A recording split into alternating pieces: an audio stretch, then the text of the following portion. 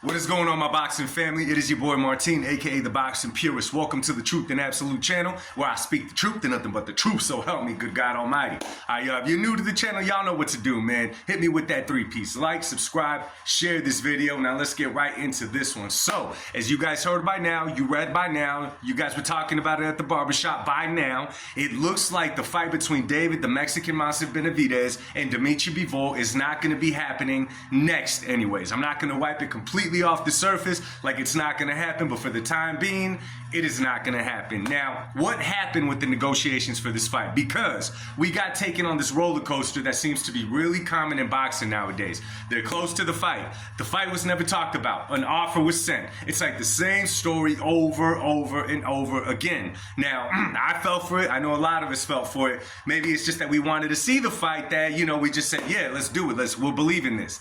Anyway, so the first story that I heard was from David's dad, Jose Benavidez Sr., that they sent an offer to Dimitri Bivol. Later, it came out from Dimitri Bivol's team that there was no offer sent to them.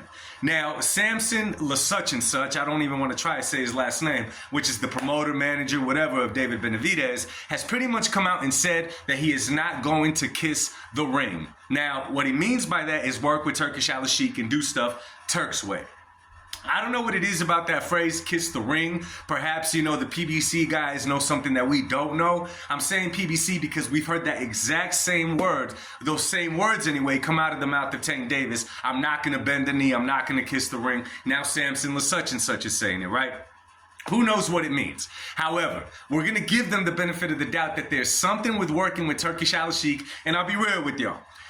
It's not that I'm not sold on Turkish Al Sheikh. I know he's doing great things that appears for the boxing world right now, but I'm a little bit sketchy about Mr. Jive Turkey, and you guys already know that. I don't got to share it with y'all. So there's something about working with them that they're not liking. Okay, I don't know if it's the money split. I don't know if it's the fact that they want to make the fight between Benavidez and Bivol over in Saudi.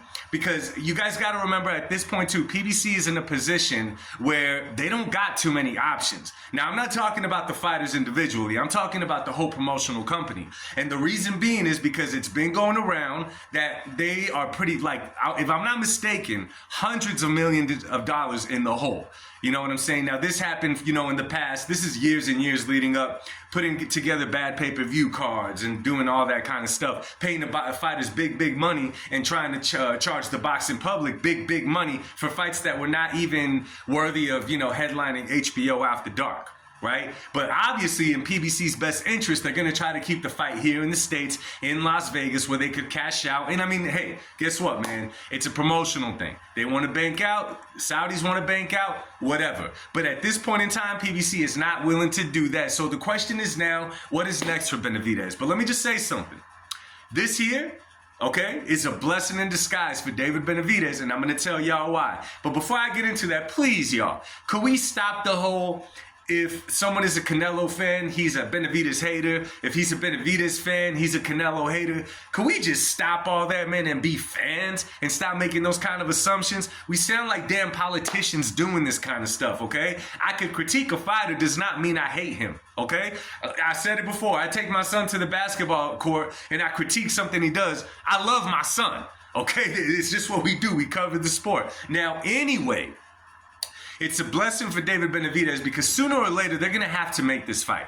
Benavidez is at 175. He obviously wants to make the big fights with Bivol and Benavidez and the top dogs at 175. But like I've said in the past, there's no reason for him to rush into those fights. Now, we could all admire that David wants to jump right in there with Bivol and Benavidez, right? That's an old school mentality. We admire that part. Like, yo, David is willing to do it. Heck yeah. Good for the sport, good for him. That's how you create your own legacy, your own path. But I just feel like it's not the proper time to do it. I think that he should make a fight with Colin Smith, even though his promoter, Samson such and such, has said they're not interested in making Callum Smith. They want Dimitri Bivol or nothing is pretty much what they want. But I think that ultimately, even though we don't see it right now, it's going to end up working in David Benavidez's favor. Let him get another fight. At this point, listen, he fought Gozadik, he fought Morrell. Take another stay busy fight for right now. You're not old in the game. You haven't taken so much wear and tear. And I say that because Benavidez has not been the most active fighter in the world.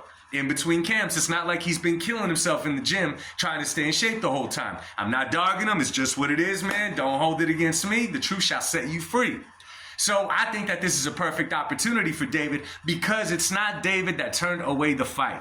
David wants the fight. It's the people who handle him that don't want the fight made like this under Turkish Al-Sheikh in Saudi Arabia. They want to make it here in the States. And listen, I'm a fan of them making it here in the States. But sooner or later, it's going to get to the point where if they want to excel David's career, David is going to want to excel his career at some point. He's going to want to create his own legend status at some point. So the fight between those juggernauts and David at some point is going to happen. Even the Canelo fight, it's still not off the table. At least I don't think so, because there's money involved and the people involved in it. You cannot completely just scratch it off the surface like it's not a possibility anymore. So for the time being, we're not getting this fight. But now the question is, who's next? I'll be real with y'all. I will not be mad at David Benavidez, and y'all could say something different in the comments if he just takes a stay busy fight for right now. What's important for Benavidez is that he doesn't just kind of chill up until he gets the next fight, until they negotiate a next fight. It'd be horrible,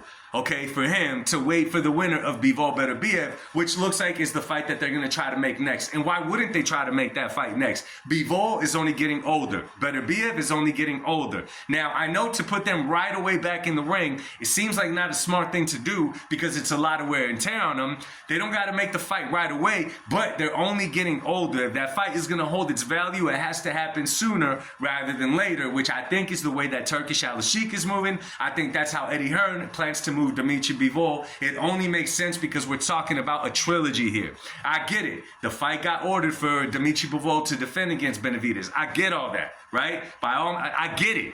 But let's be real, a trilogy is not on the table all the times, especially not the one of the caliber of Bivol Benavidez. So if I'm David Benavidez, my man, stay busy. Fight whoever you can. Stay busy. Ignore the noise and stay inside that ring. It's only going to benefit him. Anyway, y'all, let me know what y'all think in the comment section. Much love to y'all. God bless y'all and peace.